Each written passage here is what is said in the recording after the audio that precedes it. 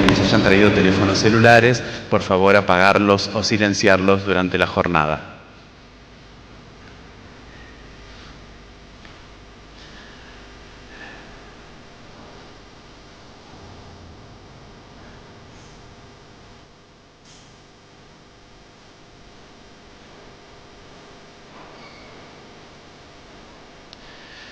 En el nombre de la Cámara de Diputados de la provincia de Santa Fe, tengan todos ustedes muy buenos días. Acompañan en este acto a la diputada provincial Patricia Chialvo, el señor Richard Stallman, presidente de la Fundación de Software Libre, y lo acompañan también los integrantes del Observatorio de Cultura Libre del Litoral, señores Martín Morales y Oscar Vallejos. En el mismo sentido también nos acompañan legisladores provinciales, autoridades provinciales y municipales, invitados especiales, señoras y señores. Por Secretaría se ha recibido la siguiente adhesión para este acto. Al señor presidente de la Cámara de Diputados de la provincia de Santa Fe, doctor Antonio Bonfatti. Nos dirigimos a usted a fin de agradecerle la invitación que gentilmente le hicieran llegar al señor gobernador de la provincia de Santa Fe, ingeniero Miguel Lifchit, para participar del panel sobre la importancia del software libre en las diferentes áreas del Estado. Debemos comunicarles que no podrá concurrir en esta ocasión como hubiera sido de su agrado por compromisos relacionados con su gestión de gobierno. Hacemos propicia la oportunidad para llegar su cordial y afectuoso saludo que tenga bien transmitir a todos los concurrentes. Atentamente, Dirección Provincial de Relaciones Públicas y Ceremonial del Gobierno de la provincia de Santa Fe. De acuerdo al a la resolución número 972 aprobado por la Cámara de Diputados, se dispuso realizar en el día de la fecha el panel acerca de la importancia del software libre en las diferentes áreas del Estado. Y en ese sentido escucharemos en primer lugar las palabras de la diputada provincial Patricia Chialvo. Bueno, hola, buenos días a todos y todas. Vamos a tratar de ser breve porque supongo que todos están esperando escucharlo a Stallman, no nosotros. Bueno, en realidad la participación mía tiene que ver con darle un marco político a este encuentro para refrescarnos un poco la memoria. Aquí en esta legislatura, en el año 2004, se aprobó ya una ley en ese momento con el número 12.360, que fue modificada en el 2010 por la 13.139. Esa ley, bueno, como lo mencioné, está aprobada. Tenía un periodo de reglamentación que venció en diciembre de 2016. En ese momento, junto con el diputado del FRADE, con quien, bueno, hoy, digamos, parte de esta iniciativa es una iniciativa que presentamos en conjunto con él. Pedimos la extensión en el plazo de reglamentación, cosa que todavía no ha sido tratada. De la misma manera, bueno, estamos trabajando con algunos grupos que vienen propiciando la implementación del software libre, sobre todo, bueno, en la administración pública provincial y en sus tres poderes, proponer algunas modificaciones incluso al proyecto existente e insistiendo, bueno, a su vez, en que se le dé celeridad a este proyecto. En eso es un poco lo que estamos en este momento con respecto a este tema. Yo, digamos, voy a ser breve a ver cuál era el objeto de esta ley, de la ley que hoy tenemos vigente pero no reglamentada. Tenía que ver con establecer los lineamientos de la política de incorporación y la gestión del software libre en los tres poderes, tanto en el Ejecutivo como en el Legislativo y en el Judicial. De esa manera establecíamos, se pretendía con esta ley establecer una política que esté dirigida al propio Estado y de esa manera regular toda la información que se maneja y que circula dentro de los ámbitos del Estado.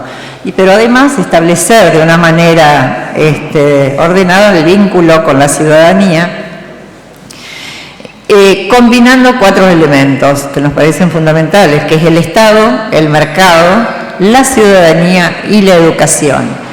Con respecto a este último, hago un paréntesis, ¿por qué incluíamos educación? Porque a través del artículo 3 de esta ley se establecía la enseñanza de la utilización del software libre en el ámbito educativo formal como informal. O sea, de alguna manera se estaba pidiendo al mismo Estado y a las escuelas que empiecen a formar a sus alumnos en el software libre. A través de esta ley también se establecía o se pedía la garantía de algunas libertades, como es el acceso a la información, poder controlar la información que circula, poder estudiar la información que está circulando, pero además poder distribuir equitativamente esa información y tener la posibilidad de modificarla. ¿Qué esperan? A ver, ¿por qué es importante, digamos, en primer lugar para la ciudadanía, para los ciudadanos comunes, que el Estado cuente con un sistema de software libre? Primero, que el ciudadano espera de alguna manera que los datos personales o propios que cargan el Estado que no sean alterados. En segundo lugar, que esos datos lleguen solo al funcionario que corresponde y que no circule por todos los ámbitos, que no sean transferidos a diferentes órbitas y datos personales sean manejados por todo el mundo. Y en este sentido aquí también quiero hacer un paréntesis. Yo no soy especialista en software libre, soy trabajadora social y quienes estamos en las disciplinas sociales, este punto es absolutamente imprescindible. Cuando nosotros trabajamos con personas, con los problemas de las personas, con las dificultades que están atravesando y son datos que son necesarios en el Estado para aplicar algún tipo de política, nosotros estamos utilizando muchísima información personal que esa gente, digamos, que esos ciudadanos esperan que solo lo vea la gente que lo tiene que ver. En este sentido, esta circulación de la información solo entre las personas que deben acceder se convierte en un problema ético, incluso para nosotros mismos, ¿no? Para quienes cargamos la información. No es posible que cuestiones personales o problemas personales sean que lleguen a personas que no tienen nada que ver con la situación que hay que abordar. Por eso nosotros decimos que por un lado nosotros y quienes trabajamos en las ciencias sociales y con las personas solemos contar con muchísima información de la vida de los ciudadanos. Esa información es poder. Nosotros contamos con un poder enorme porque sabemos qué está pasando adentro de una casa. Pero ese poder, esa información, tiene que ser utilizada con un sentido absolutamente ético. No es posible que esa información circule por cualquier lado. También tiene un sentido político e ideológico, ¿no? Porque de la manera en que uno nombra a las personas cuando carga la información, se posiciona ideológica y políticamente con respecto a la situación que está atravesando. Por lo tanto, más allá de que no seamos especialistas en el tema, para nosotros esto particularmente se convierte sobre todo en un problema ético y por eso tiene muchísima importancia.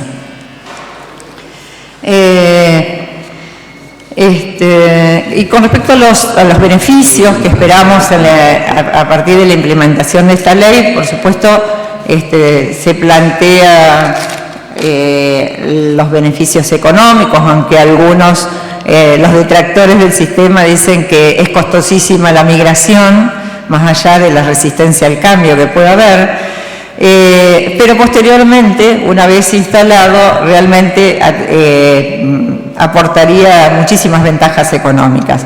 En segundo lugar, y supongo que ya lo va a desarrollar Esteban con mayor precisión, pretendemos aportar a la independencia tecnológica, ¿no? El Estado deja tener sus sistemas controlados por por muchísimos externos, ¿no?, al Estado mismo, con lo peligroso que significa esto, y recién, bueno, muchos de ellos daban muchísimos ejemplos de lo que está pasando hoy. Por eso para nosotros esto es fundamental garantizarlo a través de este proyecto de ley, y en ese sentido, obviamente, brindar seguridad para que la información que corresponde o que tiene que ver con el Estado permanezca en el Estado, y que no haya, como ellos dicen, puertas traseras donde cualquiera puede acceder a manipular o a acceder a esa información, y no sabemos con qué sentido. Bueno, en definitiva, un poquito de esto es lo que estábamos pretendiendo con la aplicación de la ley, y bueno, y junto con los chicos que están trabajando en nuevos proyectos, estamos acompañando las nuevas iniciativas que esperamos que prontamente tengan eco dentro de esta legislatura y puedan ser aplicadas justamente por todos estos beneficios que fuimos señalando. Gracias.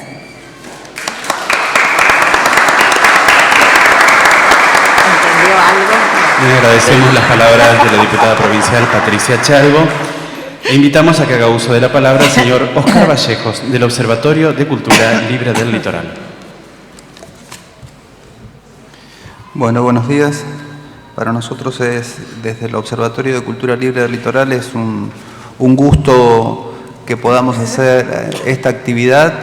Agradecemos a la diputada Patricia Chalvo que haya posibilitado la actividad, junto con también el diputado del FRA, que no puede estar en este momento, y la presencia de Richard Stallman, que viene precisamente a reforzar el pedido que el observatorio hace, las exigencias que el observatorio viene haciendo de reglamentación de la ley que mencionó Patricia. Me parece importante, o nos parece importante desde el observatorio, plantear algunas cuestiones para el debate, o en el marco del debate que nosotros queremos plantear. Lo primero es que cuando uno mira el proceso de producción de las leyes, habría allí dos maneras en que los grupos activistas producen las leyes. Uno son los activistas directos. El caso paradigmático quizás sea el caso de la Ley Nacional de Identidad de Género, donde los colectivos de sexualidades disidentes trabajaron muchísimo, acordaron muchísimo y lograron llevar el proyecto a la legislatura y a la Cámara de Diputados, y después eso también salió en senadores, por supuesto.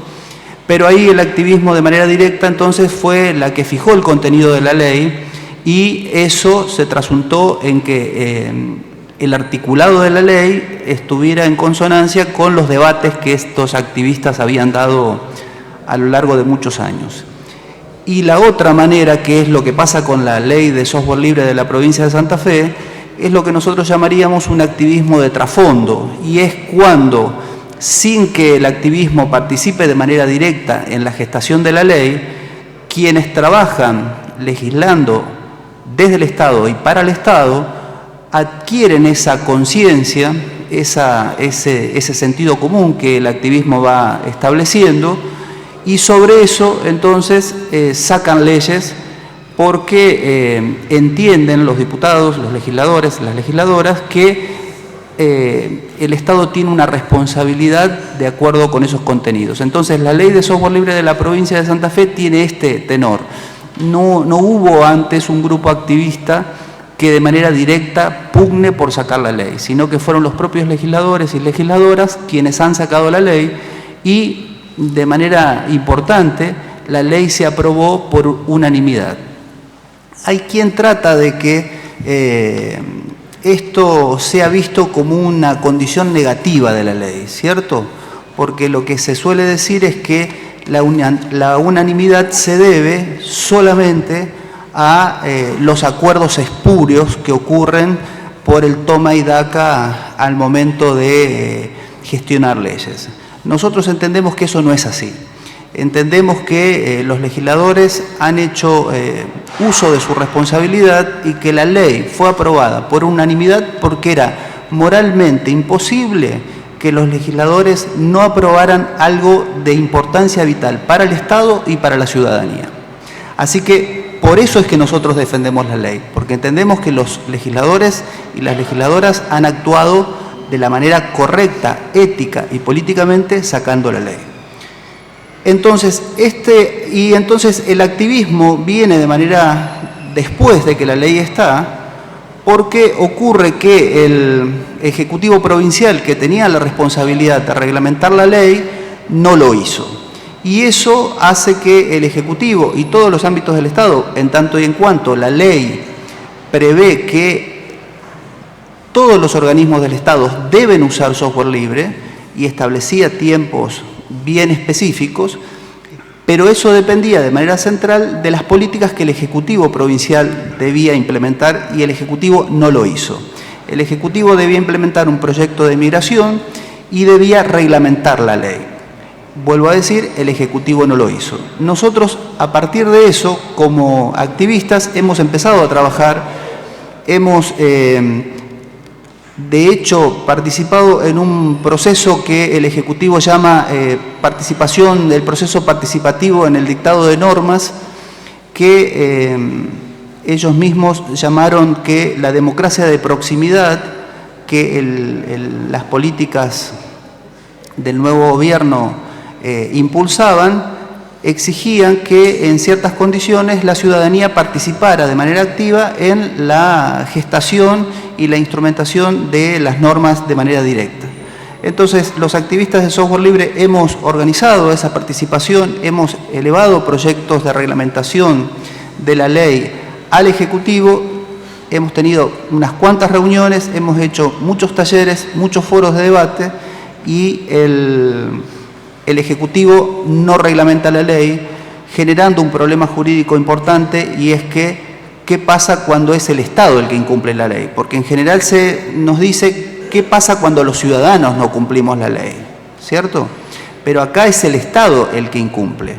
Y lo incumplen eso que llaman todos los poderes, ¿no? Entonces, de manera paradigmática, tenemos un Estado provincial que ha realizado una ley destinada a regular la tecnología que el Estado propio va a usar y, sin embargo, el Estado incumple esa ley.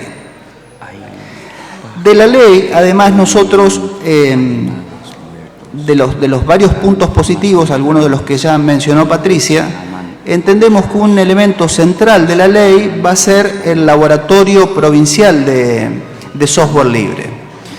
En esta provincia tenemos de manera importante un laboratorio de producción de fármacos, que es un ejemplo en el país.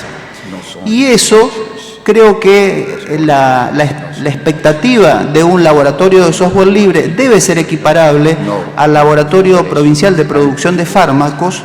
¿Por qué? Porque es de importancia estratégica que el Estado provincial produzca el software que el Estado necesita. Y si ese software no está, el laboratorio o debe producirlo o debe adaptarlo a las condiciones que el propio Estado necesita.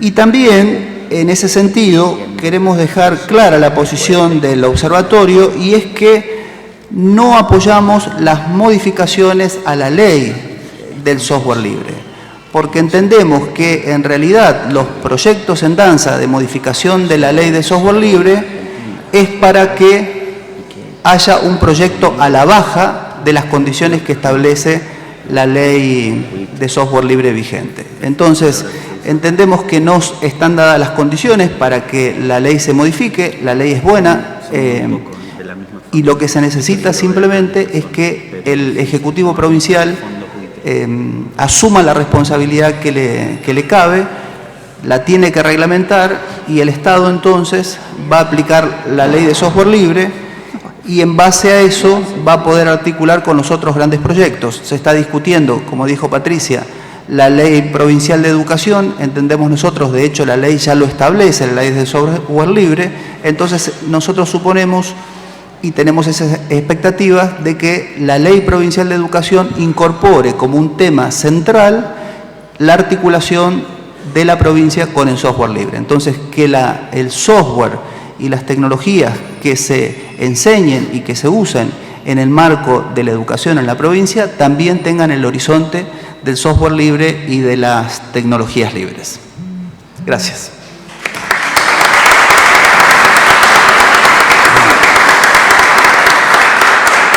Muchas gracias, señor Oscar Vallejo. Seguidamente invitamos a la diputada provincial, Patricia Chalvo, quien hará entrega de los presentes institucionales a quienes hoy nos visitan en esta casa. Un regalito. Recibe entonces el obsequio institucional de la casa el señor Richard Stallman.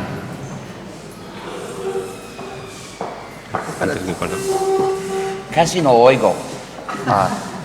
Tengo problemas de audición. Hay que hablarme más claramente, pero... Gracias. Tengo que examinar eso. Okay. Sí.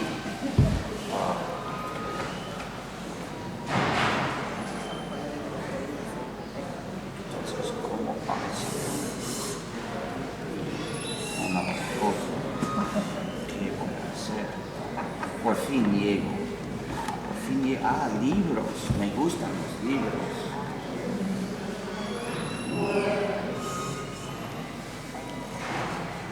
Recibe dos publicaciones de la Cámara de Diputados, uno acerca de un siglo de la actividad legislativa y otro acerca del mural del maestro Guillermo Rux. En el mismo sentido, también recibe la resolución por la cual esta Cámara ha aprobado el proyecto para la realización de este panel.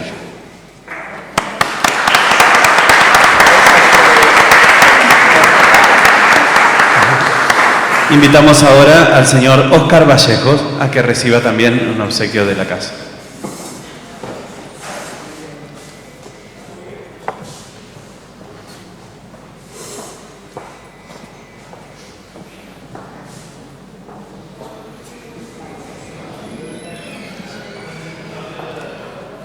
Y en el mismo sentido recibe el señor Matías Morales, también por el Observatorio de Cultura Libre del Litoral.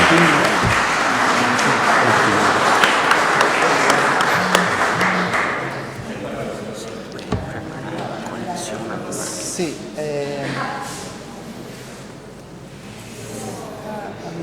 Necesitamos conectar el... A quien invitamos también al señor Martín Morales, quien oficiará de moderador durante el transcurso de este panel. Así que, señoras y señores, habla el señor Martín Morales. Bienvenidas y bienvenidos a este panel debate. Primeramente voy a contar muy brevemente la metodología que vamos a hacer en este intercambio. En un primer momento lo que vamos a hacer, entregaron a la entrada algunos cartones para que vayan anotando preguntas los primeros 20 minutos luego de la exposición de Stallman. La idea sería que acerquen, hay unos colaboradores, está Emiliano y Francisco, que van a recibir las preguntas por escrito. Lo interesante es que puedan decir a quién va dirigida la pregunta, o ya sea a la diputada, a Oscar Vallejos o a Richard, o a los tres, así que sería interesante que puedan aclarar esa cuestión. Luego de esas preguntas y de que los panelistas puedan contestarlas, vamos a dejar unos 20 minutos como para que haya un intercambio más abierto de preguntas y respuestas entre el público y algunas reflexiones que ameriten. Bueno, seguidamente voy a presentarlo a Fueron Richard. a buscar un enchufe. Bueno, como saben, Richard Stallman es desarrollador y activista de la libertad del software. Nació en 1953, comenzó sus estudios en Harvard en 1970, donde se graduó en Bachiller de Arte y Física en 1974. Desde 1974 hasta junio de 1975 fue estudiante de posgrado en el MIT, Massachusetts Institute of Technology. Trabajó en el laboratorio de tenemos problemas técnicos. Como corresponde. Claro. Trabajó en el Laboratorio de Inteligencia Artificial del MIT desde 1971 hasta 1984. Escribió el editor del texto llamado Emacs en 1976, uno de los editores de textos más utilizados en entornos GNU Linux. En 1983 anuncia el proyecto para desarrollar el sistema operativo GNU, un sistema operativo similar a Unix, pero enteramente con software libre. Actualmente continúa siendo el líder de este proyecto. En enero de 1984 renuncia al MIT para trabajar a tiempo completo en este proyecto. En octubre de 1985 funda la Free Software Foundation, donde es presidente voluntario a tiempo completo. Stallman desarrolló una serie de software ampliamente utilizados en el proyecto GNU. El sistema GNU Linux, el cual es una variante del proyecto GNU que contiene el kernel Linux, es utilizado en millones de computadoras y es el sistema base de otros sistemas operativos como Android. Ahí está más. La palabra que se escribe GNU en castellano se pronuncia new. Bien. No GNU, Bien. sino new. Ok. El cual es utilizado en la mayoría de los smartphones y tablets del mundo. Sin embargo, los distribuidores de este sistema suelen ignorar las ideas de libertad que hacen que el software libre sea importante. Incluso incluyen software no libre en estos sistemas. Desde mediados de los 90, Stallman ha dedicado la mayor parte de su tiempo en defensa de políticas a favor del software libre, difundiendo lo que se reconoce como la filosofía del software libre y haciendo campaña contra las patentes de software y la peligrosa extensión de las leyes de copyright. Stallman es el principal autor de la New General Public License, la cual es utilizada por la mayoría de los software libres, dando inicio al uso del concepto de copyleft. Stallman ha recibido el premio Gray Hopper de la ACM, una beca de la Fundación MacArthur, el premio pionero de la Fundación Frontera Electrónica y el premio Takeda por mejora social económica, así como también varios doctorados honoris causa, y ha ingresado en el Salón de la Fama de Internet. Tiene la palabra el doctor Richard Stallman.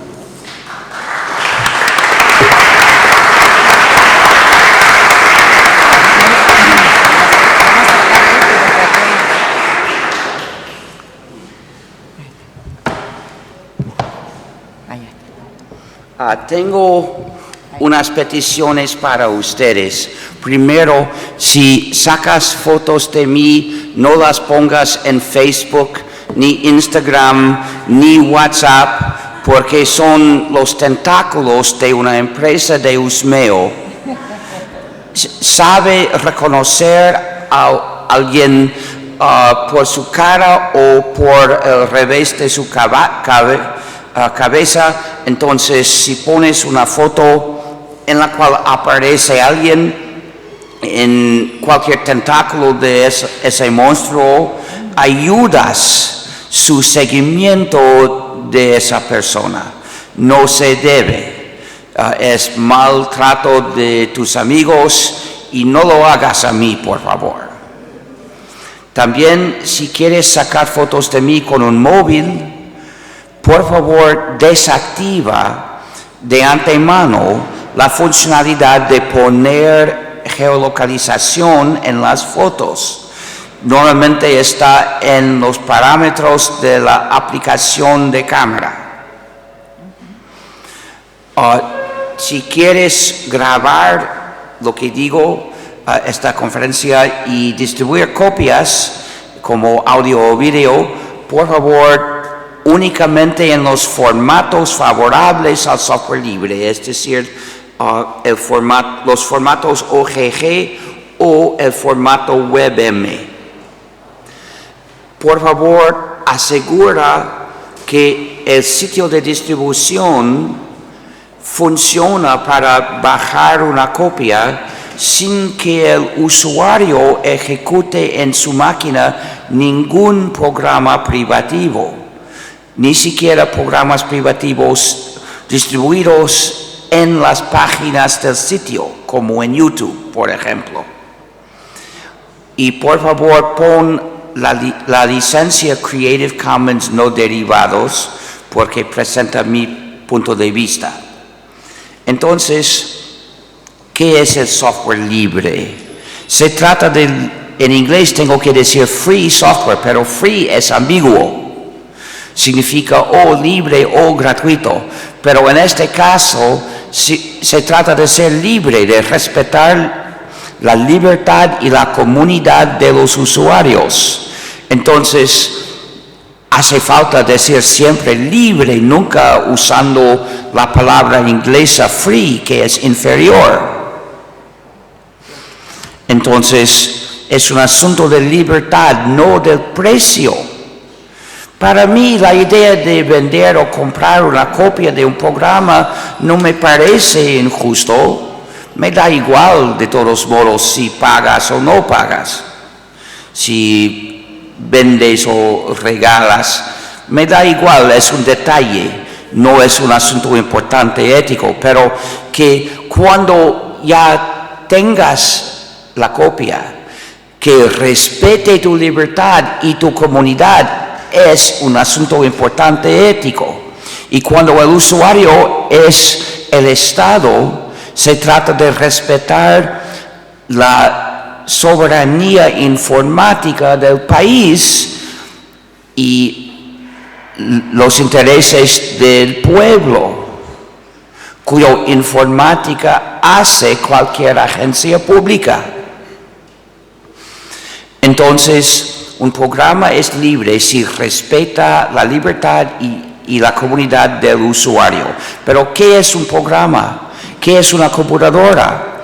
Una computadora es un motor universal de computación, pero solo sabe hacer una cosa.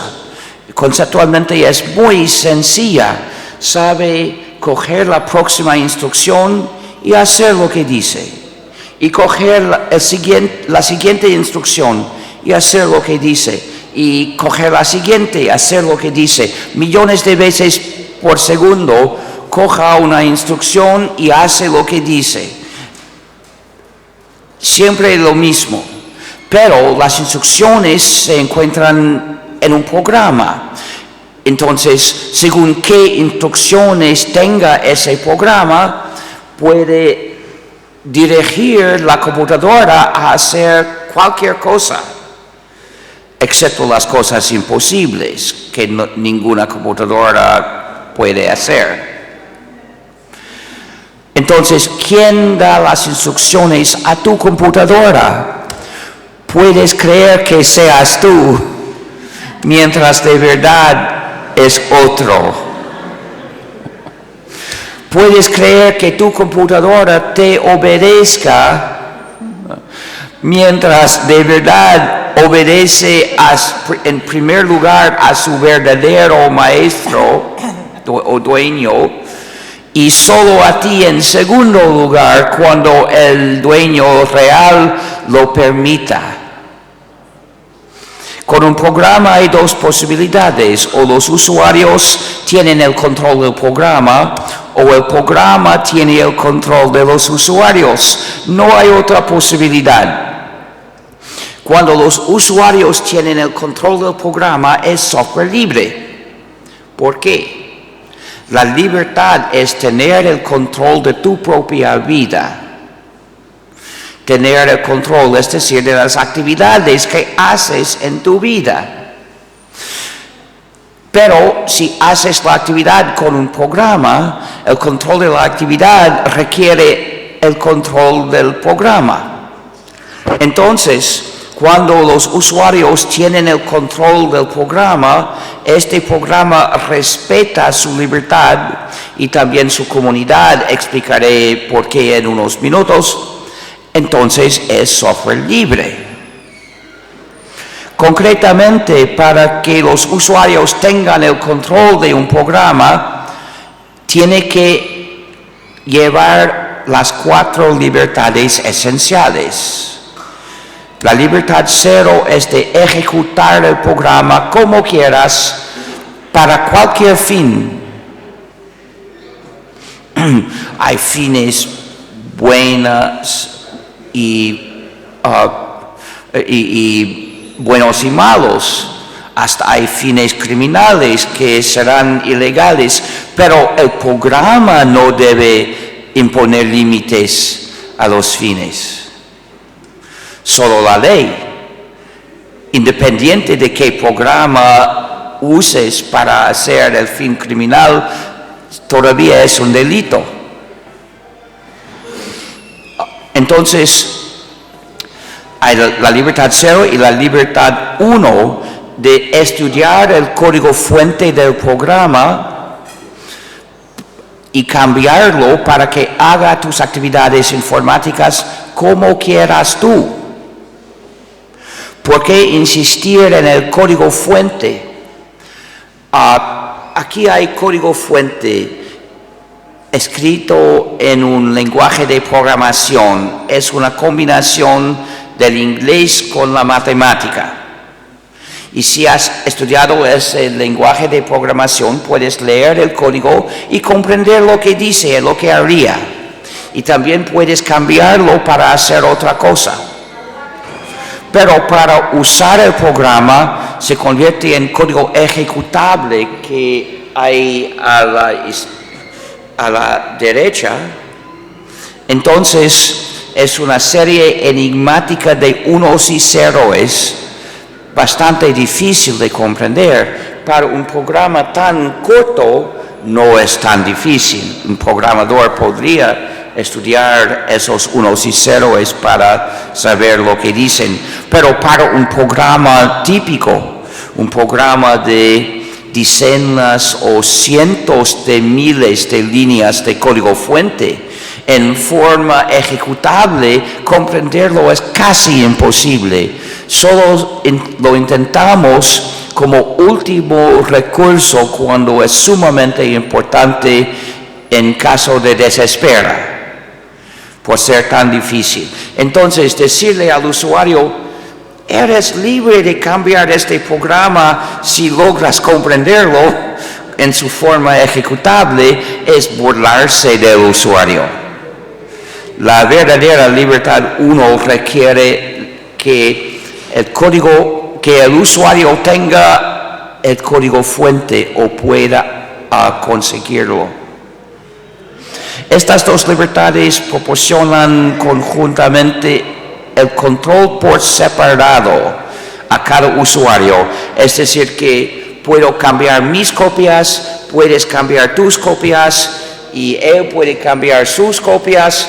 Entonces, cada uno separadamente. A la derecha, abajo, hay un usuario que está ejerciendo el control por separado, cambiando su copia de un programa. Y hay otros tres usuarios que usan el programa tal cual sin cambiar nada. Tienen la misma libertad, pero no eligen ejercerla en este momento. Pero entonces el control por separado es imprescindible, pero no basta, porque la mayoría de los usuarios no saben programar. No saben estudiar ni cambiar código fuente, pero merecen el control de su informática. ¿Cómo pueden ejercer el control sin saber programar? Por el control colectivo. Es decir, la libertad de colaborar con otros ejerciendo el control del programa. Por encima hay un grupo de 3 usuarios que están colaborando. 2 a la derecha están tocando el código, evidentemente saben programar. El tercero a la derecha no toca el código, quizás no sea programador, pero participa en las discusiones acerca de qué cambios hacer, de qué quieren que haga ese programa. Entonces, participan en el control colectivo del programa. Quienes colaboran así son quienes quieran colaborar porque cada uno es libre de participar o no. Abajo hay 2 usuarios más que no participan en el grupo. No sabemos por qué. Puede que no conozcan los 3. Puede que no estén de acuerdo con las decisiones de los 3 y prefieran usar la versión original. Puede que desconfíen de los 3 y prefieran no usar su código. puede que mañana se conozcan y comiencen a colaborar todos los 5, como quieran. El control por separado requiere 2 libertades esenciales más. La libertad 2 es de hacer copias exactas y regalarlas o venderlas a los demás cuando quieras. Y la libertad 3 es de hacer copias de tus versiones cambiadas, si has hecho unas, para regalarlas o venderlas a los demás cuando quieras. Con estas 2 libertades, los usuarios son libres de colaborar cuando quieren, porque si uno en el grupo hace una versión cambiada, y puede ser un grupo formal o informal, puede que los que hoy decidan colaborar son el grupo. Pero el usuario que hace una versión cambiada por su libertad 3 puede hacer más copias para redistribuir a otros en el grupo. Luego ellos, por su libertad 2, pueden hacer más copias de esa versión para redistribuir a otros en el grupo. También son libres de ofrecer copias a los demás, hasta publicar esta versión, es decir, ofrecer copias al gran público, si quieren. Pero hace falta notar que ninguna de estas libertades es obligatoria. Con la libertad 0, eres libre de ejecutar el programa como quieras, para cualquier fin, pero no es obligatorio. Si eres masoquista, puedes ejecutarlo como no quieras. También eres libre de no ejecutarlo. Con la libertad 1 eres libre de estudiar y cambiar el código fuente, pero no es obligatorio. También eres libre de instalar y usar el programa sin mirar nada. De hecho, es el caso usual. Solo de vez en cuando alguien decide cambiar el programa si algo no le gusta. Con la libertad 2, eres libre de hacer copias exactas para ofrecer a los demás, pero nunca es obligatorio. Tú decides cuándo ofrecer copias y a quiénes. Entonces, el software libre no es un criterio de acceso. Nadie tiene la obligación de ofrecerte una copia, sino solo la libertad de ofrecerte una copia. Puede ofrecerte una copia por $1,000,000 y si no quieres pagar, entonces él no te da una copia. Pero si otro tiene una copia del mismo programa libre, puede darte una copia por $1 o gratuitamente. Y la libertad 3 dice que si has hecho una versión modificada, eres libre de hacer copias para distribuir a los demás, pero no es obligatorio. Tú decides ofrecer o no distribuir tu versión cambiada. Eres libre también de usarla privadamente sin distribuirla. De hecho, si escribes un programa y no distribuyes copias, automáticamente es software libre, de manera trivial, pero es libre porque todos los usuarios, de los cuales hay solo uno, tienen las 4 libertades. Es un caso trivial matemáticamente, pero es importante. Entonces, cuando el programa lleva estas 4 libertades, es software libre, porque las libertades dan el control a los usuarios. Pero si una libertad falta o es insuficiente, los usuarios no tienen el control del programa, sino al revés, el programa tiene el control de los usuarios y el dueño tiene el control del programa. Entonces, a través del programa, ejerce poder sobre los usuarios del programa.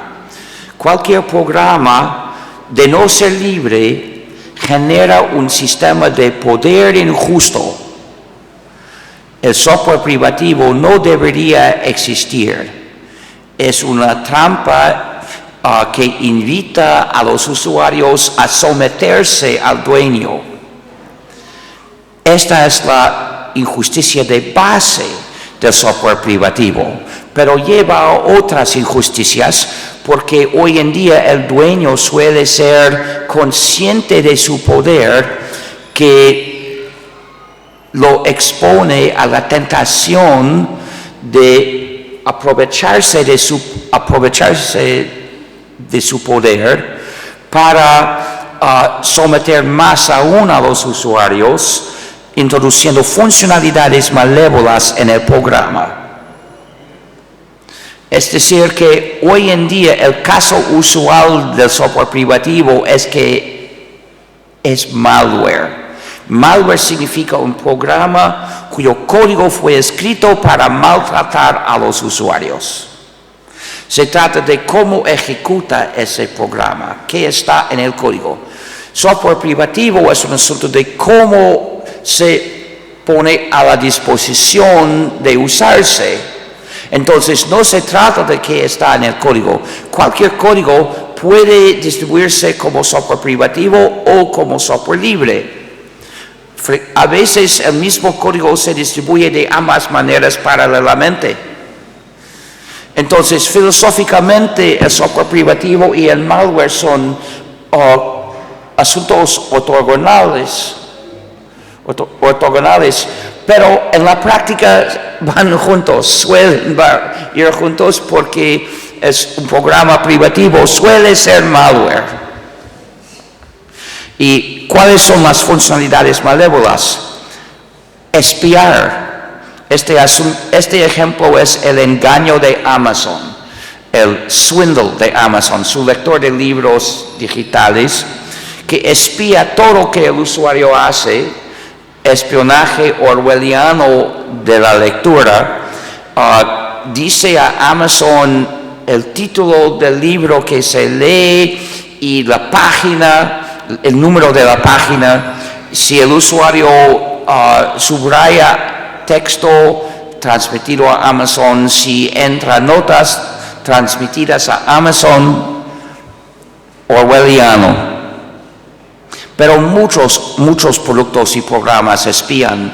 Windows espía, MacOS espía, Android espía, iOS, el sistema de los monstruos, espía, Flash Player espía. La mayoría de las apps espían. Las aplicaciones de streaming acumulan datos personales como qué cosas ha escuchado o mirado y acumulan bases de datos y el Fitbit transmite datos. Basta para esto. Hay también los billetes digitales, es decir, la funcionalidad de rehusar de hacer lo que los usuarios quieren y saben muy bien lo que los usuarios quieren y pasan años desarrollando los billetes para asegurarse que el usuario no pueda hacer lo que quiere. Este ejemplo es el disco del rayo azul que ataca al usuario cuando quiere copiar. Es tecnología perversa. Debería ser un delito distribuir productos con DRM. DRM significa Digital Restrictions Management gestión digital de restricciones, y los sistemas usuales, los 4 sistemas usuales comerciales lo hacen. Muchas aplicaciones que tienen que ver con mirar o escuchar o leer algo lo hacen. Hay también puertas traseras. Una puerta trasera escucha para recibir comandos a distancia para hacer algo al usuario sin pedirle autorización, y suele ser algo malo. El engaño de Amazon tiene una puerta trasera para borrar libros. Es imposible detectar una puerta trasera analizando el código, porque no vemos el código fuente. Solo es posible saber de su existencia observando su funcionamiento. En 2009, Amazon borró a distancia miles de ejemplos de un libro y los usuarios lo vi. Algunos lo vi desaparecerse en media lectura. ¿Y cuál fue el libro? 1984 de George Orwell. Entonces fue un acto orwelliano en dos sentidos. Hubo mucha crítica, entonces Amazon dijo que no lo haría nunca más sin orden del Estado. Una promesa no muy reconfortante, pero ni siquiera una promesa. No tenía fuerza legal, no fue un compromiso. Entonces Amazon volvió unos años más tarde a repetir la práctica. Hay también censura. Apple introdujo la censura de aplicaciones en el iPhone, y cuando los usuarios aplicaron medidas para evitar la censura, lo llamaban jailbreak, es decir, escaparse de la cárcel. Llamamos esas computadoras cárceles. Los móviles de Microsoft son iguales. Hay también las puertas traseras universales. Por ejemplo, en Windows se descubrió que Windows XP tenía una puerta trasera universal, es decir, que Microsoft podía cambiar el código fuente de Windows a distancia, sin pedir permiso. Microsoft no lo admitió con Windows XP, pero con Windows 7 lo admitió, llamándolo autoactualización, pero es otro nombre para la misma cosa. Microsoft tiene poder total sobre la máquina en la cual corre Windows. Pero peor aún, Microsoft, cuando detecta un error de seguridad en Windows, lo enseña primero a la NSA de los Estados Unidos antes de corregirlo. Es decir, traiciona directamente a todos sus usuarios. ¿Crees que el Estado argentino debería usar Windows? Evidentemente no debería. Y cuando se usa en una agencia con función crítica, perjudica la seguridad nacional. Me dice que la Agencia de Ciberseguridad Argentina ha migrado a Windows y que sus datos están en servidores de Microsoft en los Estados Unidos. ¿Qué seguridad ofrece Windows? Cero, pero de verdad cualquier programa privativo ofrece seguridad cero hacia su dueño, porque es su dueño que tiene el control del código del programa. Pero en este caso es peor. ¿Qué país es el enemigo principal de Argentina? Los Estados Unidos. ¿Qué país amparó a los fondos buitres que atacaron a Argentina? Los Estados Unidos. Entonces, esa práctica es rendir al país a su peor enemigo. Es una traición. Y dicen que los datos están en la nube. ¿Qué significa la nube? Significa, no me preguntes dónde están tus datos, ni en qué país, ni bajo qué leyes y jurisdicción, y qué hará con tus datos. No hace falta saber.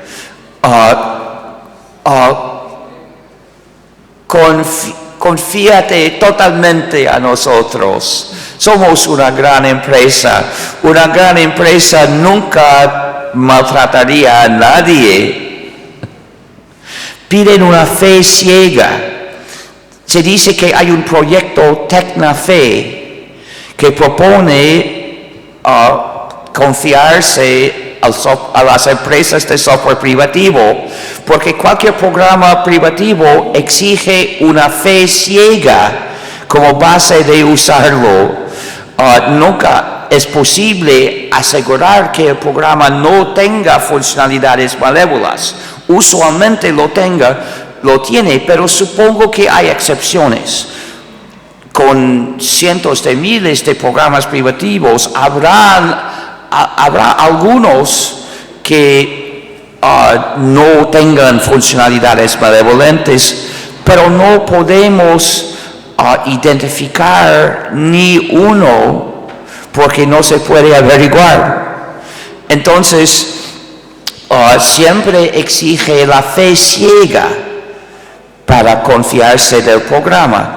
Para tener una base racional de confiarte de un programa tiene que ser libre, porque con el software libre los usuarios tienen el control y el Estado tiene recursos para estudiar sistemáticamente el código fuente buscando cualquier posible truco.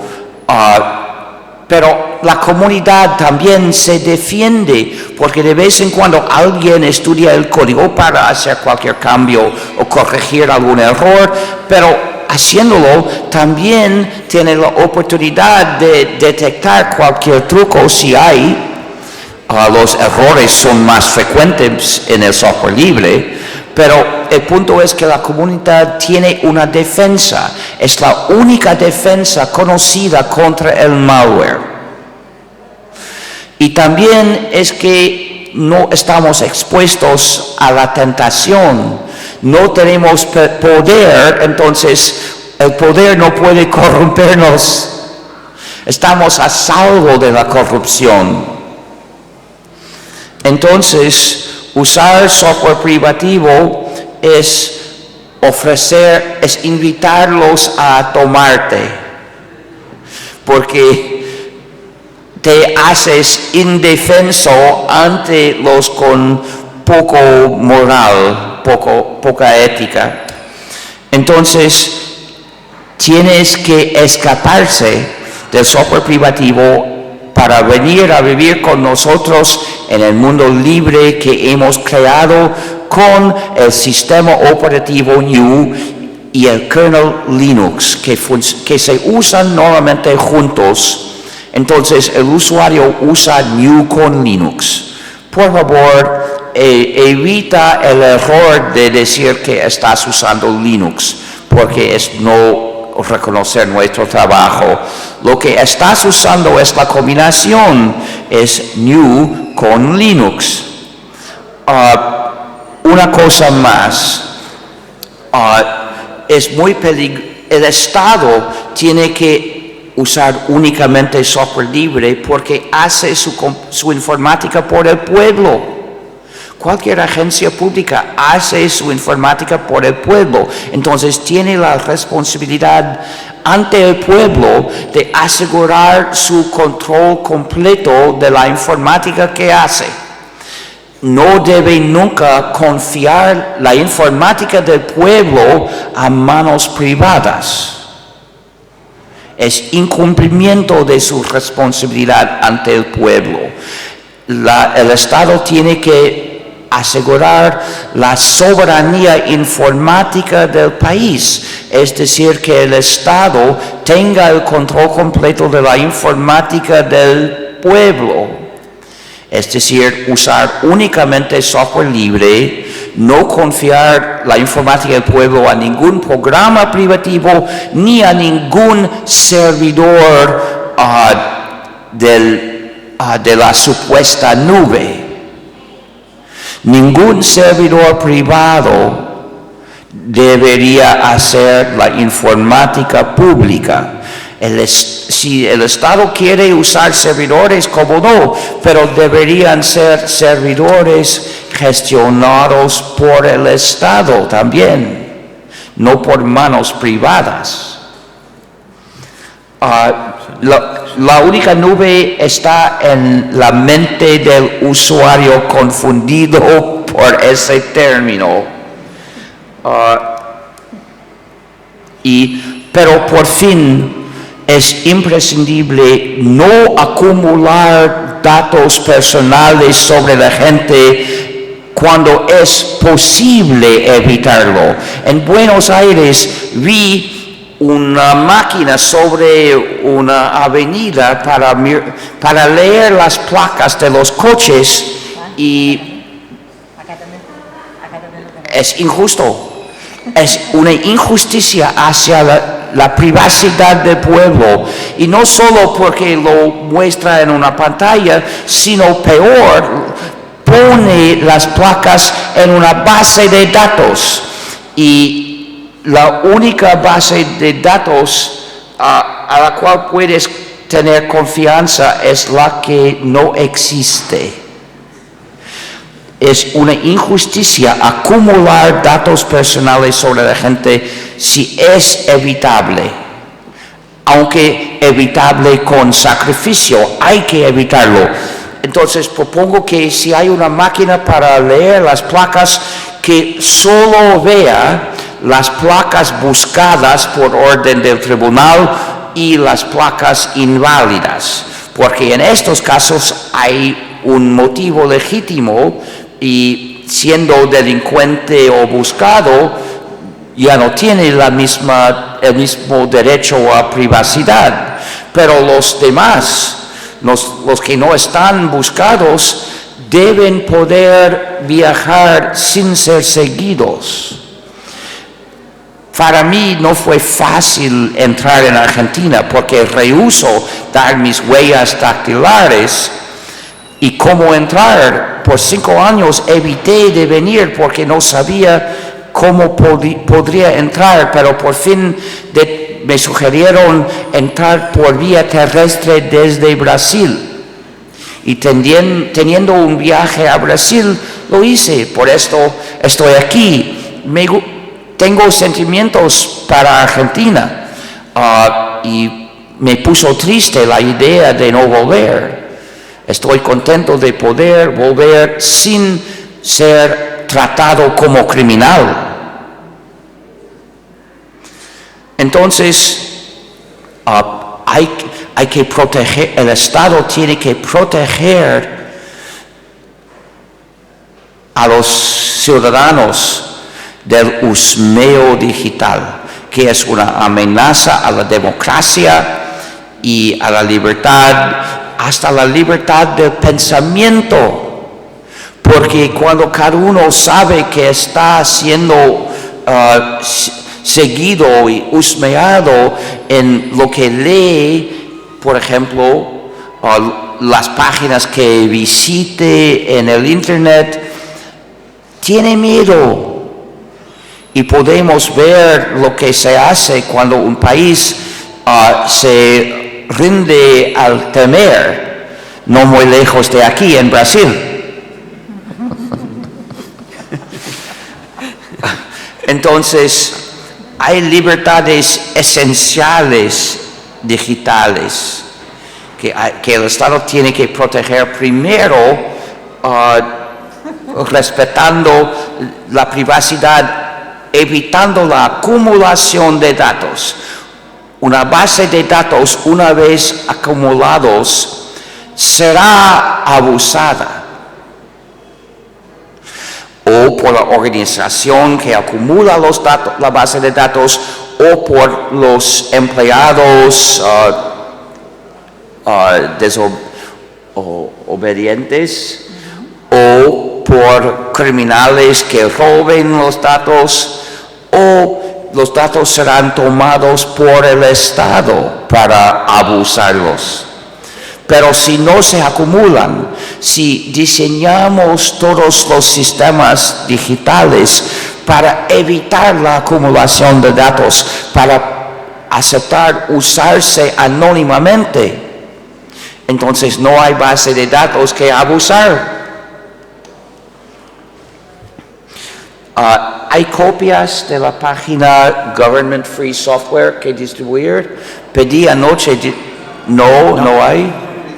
Oh, triste. Pero la dirección es... Pero no podremos tener bastantes para la conferencia de esta tarde. Les cuento las direcciones de 2 páginas. Hay gnu.org/philosophy/governmentfreesoftware.es.html para la versión española. Y por qué todas las escuelas deben enseñar y mostrar únicamente software libre a sus estudiantes o alumnos, véase gnu.org/education/eduschools.es.html y siempre ponemos un guión entre palabras en nuestras direcciones. Termino. Por fin.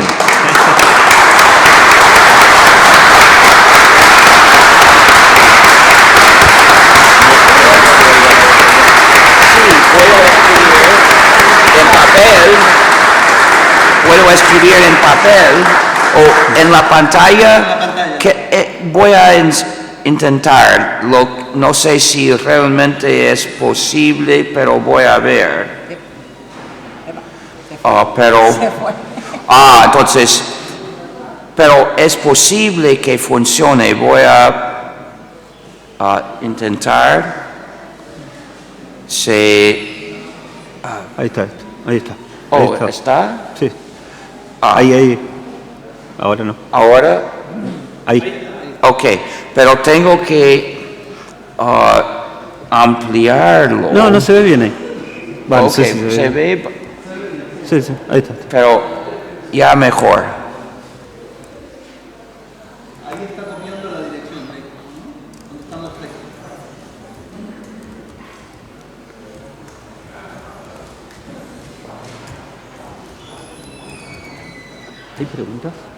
¿Hay preguntas? Vale, otras. Recuerden que están los asistentes, Francisco y Emiliano, que reciban las preguntas por escrito, así nos acercan al panel.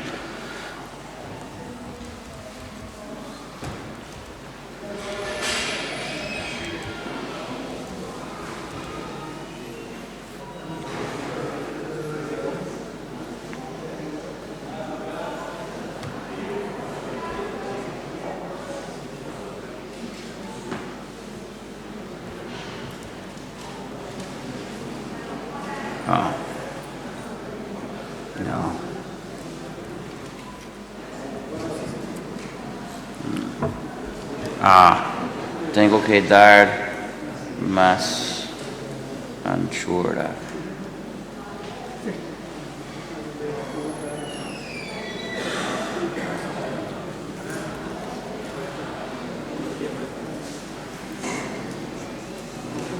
Porque lo ejecutaste ahí cuando... ¿No oigo bien? No, que cuando lo hiciste enter... Sí, intento ejecutarlo como sí. Comando.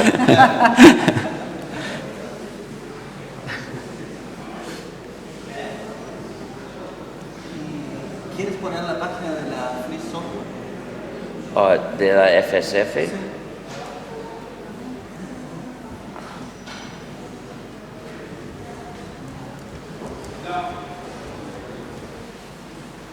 También el sitio de la Free Software Foundation.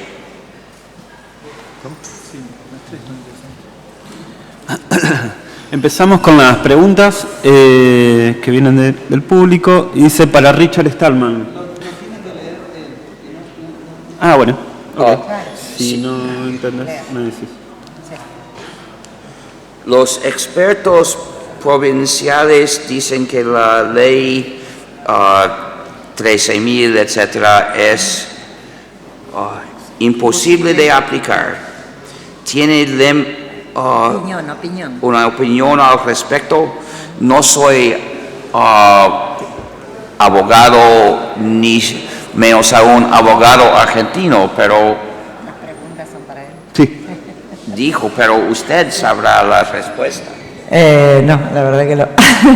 La verdad que, bueno, desde 2004 se está tratando de aplicar la ley del software libre en nuestra provincia, incluso, bueno, en el 2010 hubo un intento de mejorarla. Creemos que el proyecto estuvo bastante mejorado en la última ley que salió.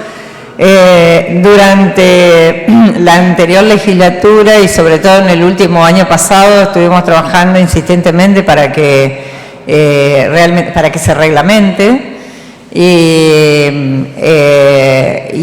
no hemos tenido eco de ningún tipo. Somos los legisladores de la oposición, por ahí los que estamos insistiendo en esto.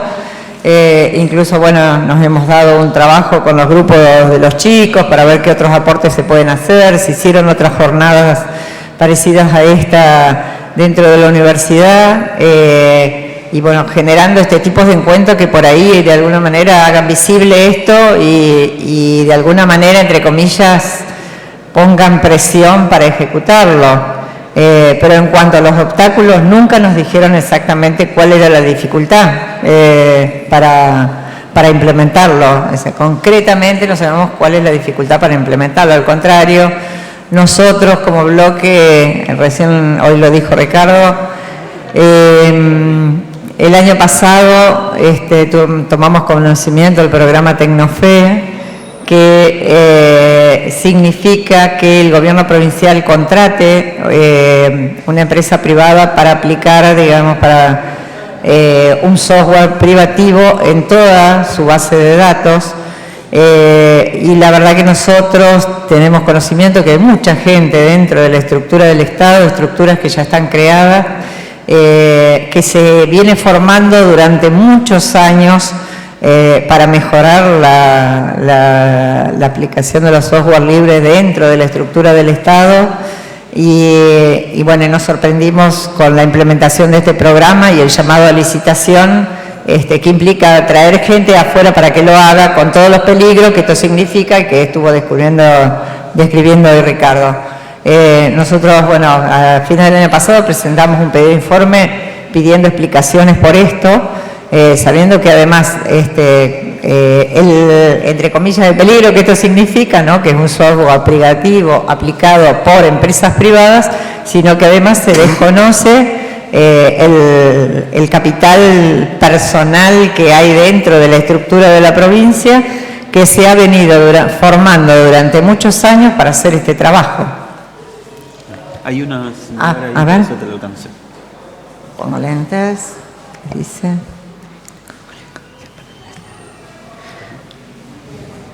Ninguno, la verdad que ninguno, no hay acá, perdón, dice, ¿bajo qué fundamentos técnicos jurídicos se ampara el Estado para incumplir con las leyes y sus vías e incumplimiento de deberes constitucionales? La verdad que no hay respuesta. O sea, como le digo, nosotros presentamos los proyectos, pero no tenemos ningún tipo de respuesta, con la desventaja que además ni siquiera a veces logramos que estos proyectos sean discutidos dentro de las comisiones. No estoy hablando del recinto, pero bueno, cada uno formamos parte de las comisiones. Los proyectos que nosotros presentamos son tratados en las comisiones que integramos diputados de todos los espacios políticos y a veces nos cuesta incluso que sean, ni hablar de discutirlo en el recinto, ni siquiera que sean discutidos dentro de las comisiones. Y cuando lo planteamos directamente, cero respuesta. Después seguimos. Podría ser una alternativa. La verdad que sí, que tendríamos que vivir en la puerta del tribunal, porque nos está pasando con muchísimos temas esta misma situación, ¿no? Nosotros apostamos a la democracia y a la discusión dentro de los ámbitos de la democracia. Es la casa donde todos estamos representando, también las minorías, esperamos que esas minorías sean representadas. Esto que nos pasa con el software libre podría describirle numerosos temas que nos está pasando exactamente lo mismo. Y la verdad que nosotros seguimos apostando al debate dentro de esta institución. Esperamos no tener que llegar a la justicia por esto, ¿no? Ni por los otros temas. Tengo. Entonces, ¿cuál es el principio objetivo del movimiento software libre en América Latina? El objetivo grande es libertar a los habitantes del ciberespacio. Soberanía. No, es para que el Estado tenga el control de su propia informática, es la soberanía informática del país. Pero hay un objetivo más grande que incluye eso, que es libertar a los habitantes del ciberespacio. Cada usuario debería tener el control de su informática. El Estado debería tener el control de su informática y ustedes deberían tener el control de su informática y yo de mi informática. Pero para hacerlo, el punto más importante es concientizar a la gente de la injusticia que le hace el software privativo. Y se llama privativo porque priva de la libertad a sus usuarios, un término inventado por un argentino que luchaba por el software libre y me pareció muy apropiado. ¿Cómo se puede aplicar GNU cuando es obligatorio usar software privativo como AutoCAD? Evidentemente no se debe usar AutoCAD, es un programa privativo. Ataca tu libertad, no usaría AutoCAD.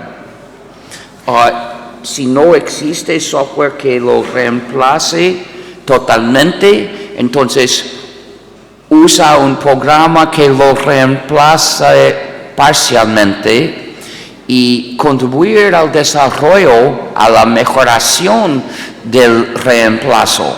Es un asunto de libertad, hay que buscar maneras de ganar, de vencer al enemigo y no excusas para rendirte. Este está conectado. No oigo bien. Además de usar software libre, debemos cuidarnos del hardware que trae su propio software controlador. Sí, por ejemplo, los procesadores recientes de Intel y de AMD tienen puertas traseras. No te impide de usar un sistema operativo libre ni de un programa de iniciar libre. Es decir, no te privan del control de tu informática, pero sí de la seguridad.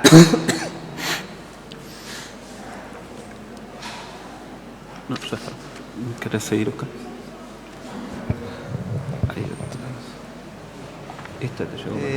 La pregunta es, ¿cuáles son los argumentos que se esgrimen para no reglamentar la ley? ¿Cuáles son los plazos vencidos? Con los plazos vencidos, ¿cuáles son las opciones a seguir? En principio, los argumentos no aparecen, como decía Patricia, todos juntos. De hecho, lo que nosotros teníamos la expectativa en parte de las gestiones que nosotros habíamos hecho, de que con los pedidos de informes que se hacían desde la legislatura, el Ejecutivo pudiera ofrecer los argumentos de manera pública. Esa es la condición que tiene que tener los funcionarios. Los argumentos tienen que estar dichos de manera pública, valga la redundancia.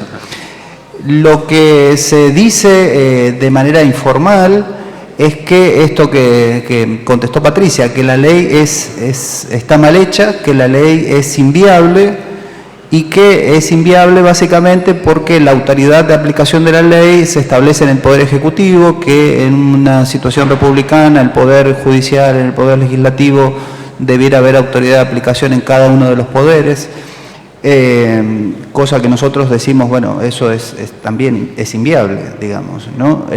También lo que sabemos, y eso no hemos podido conseguir información, que la propia justicia, por acordada de los ministros de la Corte Provincial, de la Suprema Corte Provincial, han establecido que no iban a cumplir la ley, ¿no? Entonces, los propios jueces dicen que no van a cumplir la ley, y lo dicen de la manera más espuria posible, que es no haciendo públicos los argumentos.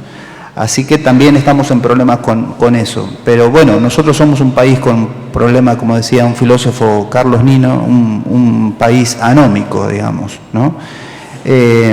Lo que nosotros estamos haciendo como activismo es, bueno, esta es una de las razones por las que hacemos esta actividad. Nosotros entendemos que el Estado, el Ejecutivo, debe reglamentar la ley.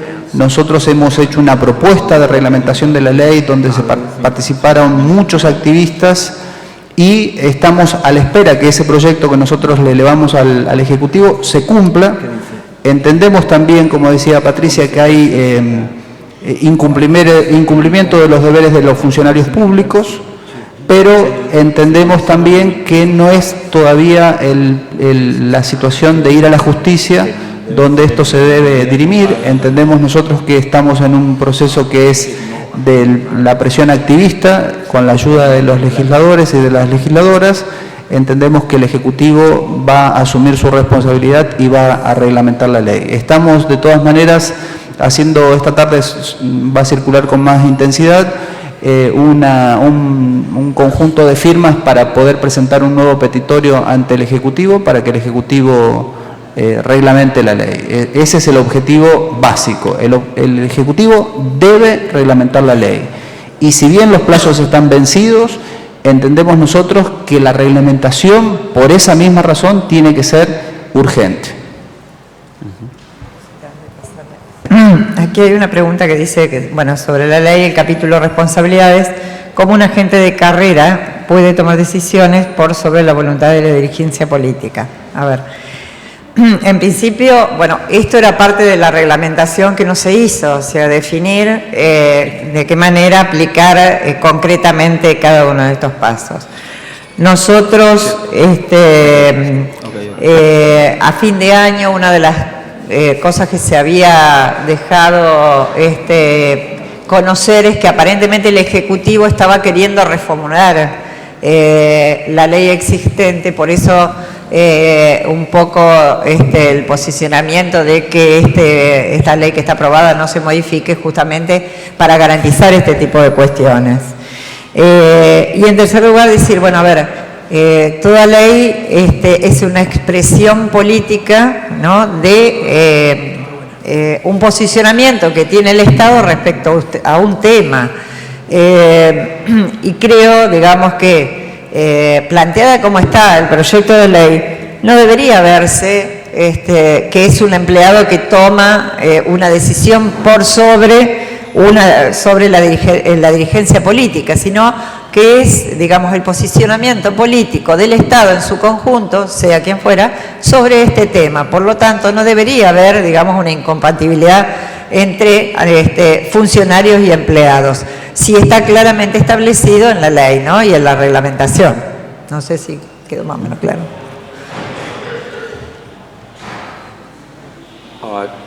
Entonces, ¿cómo hacemos para resguardar la información digital si los archivos en papel se conservan en empresas pagas?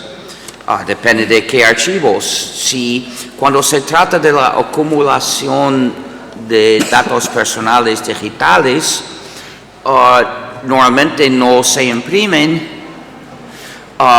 pero entonces si se trata de archivos viejos, puede ser un asunto los archivos en papel, pero lo que hace falta para el futuro es cesar de acumular datos personales. La vigilancia excesiva estamos sometidos a más vigilancia que en la antigua Unión Soviética. Hay que disminuir por mucho el nivel de seguimiento. Y eso protege contra cualquier manera de guardar los datos, nuestros datos personales. Si no los tienen, no pueden guardarlos de ninguna manera. Es posible confiar en un sistema de voto electrónico de código privativo. No se debe confiar de ninguna computadora para votar, porque siempre hay alguien con el poder de cambiar el programa para hacer fraude en la elección, para imponer a un ganador. Y no hay manera de averiguar la corrección de la elección, que hayan contado correctamente los votos. El fraude es indetectable en una computadora. Con un sistema de votar en papel, quien quiera de inteligencia normal es capaz de estudiar cómo funciona el sistema y cómo reconocer el fraude. Luego los partidos los envían a los lugares de votar para observar, para detectar posible fraude para que no se haga. Pero cuando votan dentro de una computadora, no es posible. La única manera de estudiar cómo se hace es que unos programadores estudien el código fuente. Pero ¿es todo el código fuente? ¿Hay otro programa? ¿Es realmente el mismo programa que se ejecutará durante la elección? Es imposible.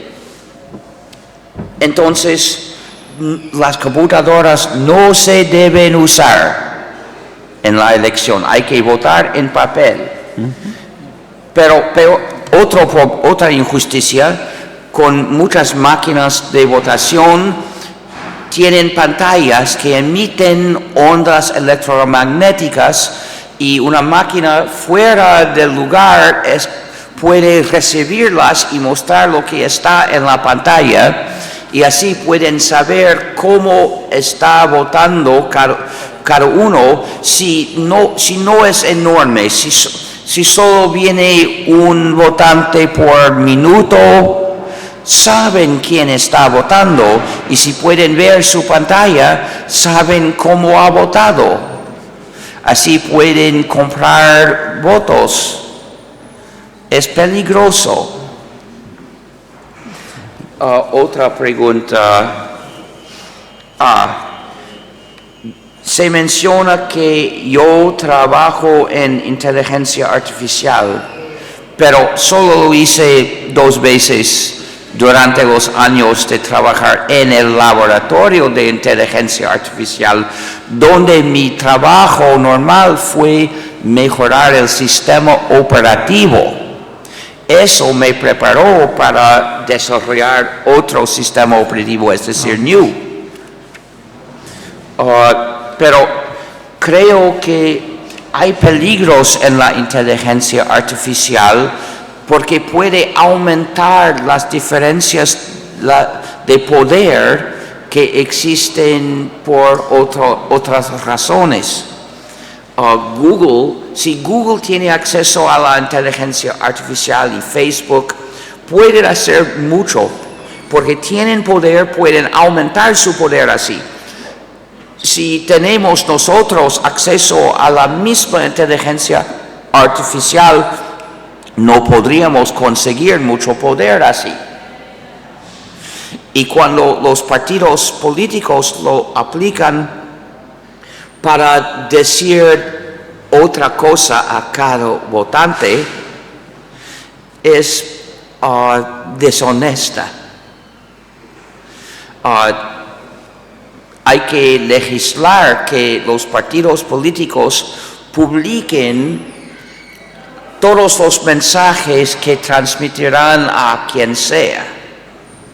sin los nombres, pero tendrían que publicar todos los mensajes que piensan transmitir a algunos, para que cualquier votante pueda mirar todos. Para mí, para mí... Y esto que está relacionado. ¿Qué pasa con Wayra? Si recuerdo bien, es una distribución de GNU con Linux, ¿correcto? Y hay miles de variantes del sistema GNU con Linux, se llaman distribuciones, y Wayra es una, pero creo que contiene programas privativos. Algunos. Que no es bueno. Tenemos una lista de distribuciones totalmente libres. Véase gnu.org/distros. Y también explica los fallos de otras distribuciones conocidas, pero no es probable que Wayra figure en esta lista porque mundialmente no es conocida. En educación dicen que para educar libremente las PCs deben tener arranque dual y permitir elegir si Windows o Linux. pero esto ingresar a Windows, o nos trata mal diciendo Linux, pero realmente se trata de GNU con Linux.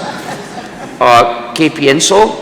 La escuela no debe llevar a gente a usar Windows, no debe tener un programa privativo en el campus, porque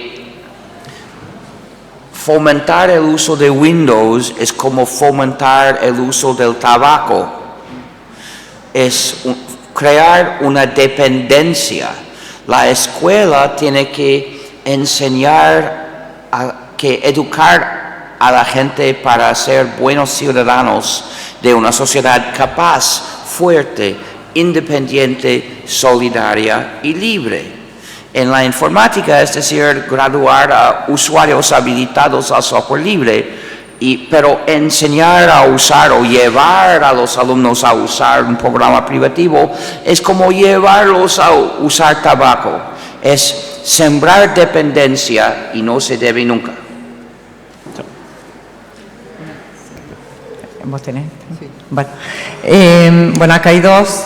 Una donde nos preguntan si existe la posibilidad de que se derogue o se vete la ley. Sinceramente, las posibilidades de derogar siempre existen, esperemos que eso no ocurra. Lo que sí, mientras no esté reglamentada, no existe, digamos, para la realidad, ¿no? Y la otra donde dice cómo podemos los trabajadores del Estado informáticos oponernos a Tecnofe si nos lo imponen desde las autoridades. A ver, bueno, en el primer camino por ahí que se me ocurre puede ser a través de las asociaciones gremiales que podrían estar tomando, ¿no? este tema de defensa de los trabajadores, no solo desde la perspectiva gremial, sino de primero soberanía y después libertad, como dice Ricardo, ¿no? De la información del Estado. En segundo lugar, yo lo que le puedo decir es que, bueno, nosotros tenemos información bastante certera de lo que está pasando, por eso estamos muy preocupados. Hicimos la verdad que no lo traje en este momento sobre qué puntos le estamos preguntando al Estado provincial con respecto a la aplicación de Tecnofe, pero tiene que ver con esto, le estamos pidiendo detalles de este contrato. Y estamos por ahora estamos peleando para que al menos ese pedido de informe sea tratado en comisión y remitido al Ejecutivo para que el Ejecutivo no lo responda. Y después lo que nos queda, el segundo paso, es apelar siempre a los medios de comunicación, como para que a lo mejor a través de la presión de los medios y haciéndose visible esto, de alguna manera nos respondan. Y bueno, y esperemos sinceramente que esto, que tengamos respuesta de esto, ¿no? pero bueno, por ahora son los dos caminos sobre los que estamos transitando. Uno, digamos, estamos cumpliendo con los pasos administrativos que corresponden, y por el otro lado se me ocurre que por ahí, digamos, tanto ATE como UPCN podrían estar tomando estos temas como una reivindicación tanto gremial como de soberanía para nuestra provincia, ¿no? Aparece aquí una de las preguntas que tiene que ver con la ley, que es cómo se puede responder a la excusa oficial referida a los programas de tomógrafos, ¿no? Dentro de la discusión de pasillo o cuando conversábamos con algunos funcionarios decían, bueno, tenemos un camión de la empresa provincial de la energía que tiene un software específico y que es peligroso, no podemos dejar sin luz a la provincia, no podemos dejar sin agua a la provincia, no podemos dejar sin tomógrafos, porque todo eso funciona sobre la base de los software. Es que el problema era básicamente eso, la ley bien pensada establecía condiciones de excepción y al existir el laboratorio de software libre de la provincia, el laboratorio debía estudiar las condiciones en las que el software era aplicable o no aplicable, ¿se entiende? Entonces, pero como el Ejecutivo no reglamentó la ley, todo eso, digamos, se aplana, porque la ley establecía plazos bien precisos sobre cómo se transitaban las excepciones y cuándo esas excepciones podían sostenerse y cuándo no. Entonces, el problema que se generó con eso es que el Ejecutivo no reglamentó la ley, no creó el laboratorio de software libre y eso hace que, como decía también Patricia hoy, muchos de los profesionales del Estado no tengan un lugar específico donde trabajar, donde formarse, donde generar conocimiento al servicio del Estado provincial. Por eso es que cuando yo hice mi exposición dije, nosotros tenemos un modelo importantísimo para todo el país que es el laboratorio de producción de fármacos de la provincia. Allí hay un conocimiento de alto nivel para producir fármacos de primerísima calidad que es el modelo para todo el país, ¿cierto? Y lo mismo debiera haber sucedido con el laboratorio de software libre. La ley también prevé que el laboratorio tenga articulaciones con las universidades nacionales, o sea que en el territorio provincial está la Universidad Tecnológica Nacional, la Universidad Nacional del Litoral, la Universidad Nacional de Rosario. También debieran estar entonces articulando con el Estado en este laboratorio de software libre.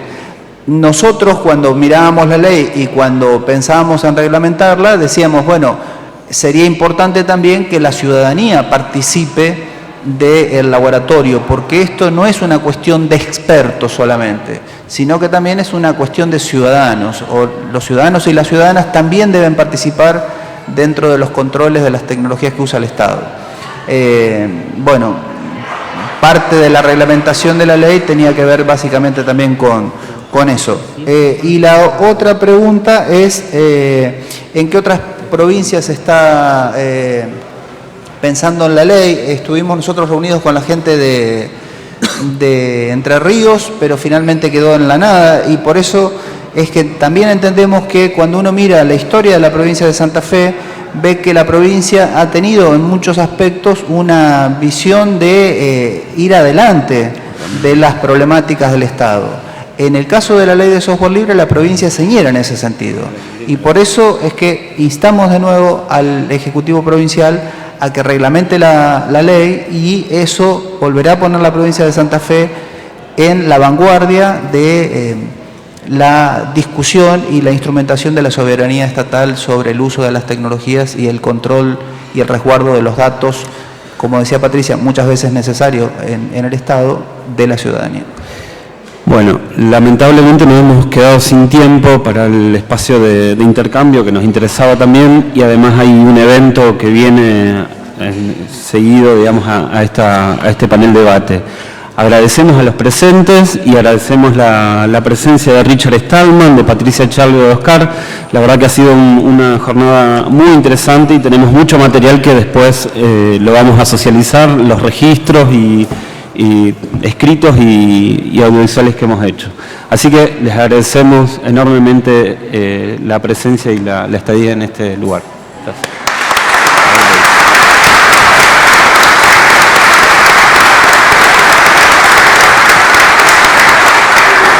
Por último, quería recordar que Richard Stallman estará hoy en FESTRAM a las 17 horas.